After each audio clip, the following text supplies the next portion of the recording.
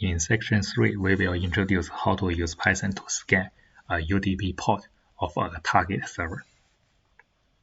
Okay, let's start.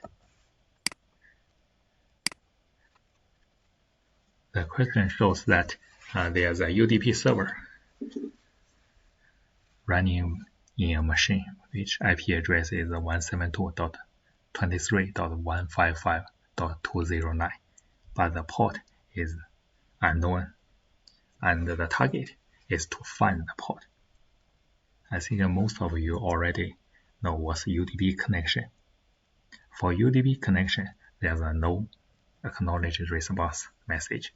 So sometimes if the server is not echo server, it only receives the message and the response from the correct message, right? If you send a normal message to it, it will not respond to you. Then you don't know whether the port is open. This is a little bit different from the TCP connection.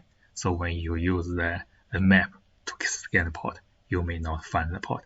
Now you need to create a Python program to try the message one by one, then get the port number.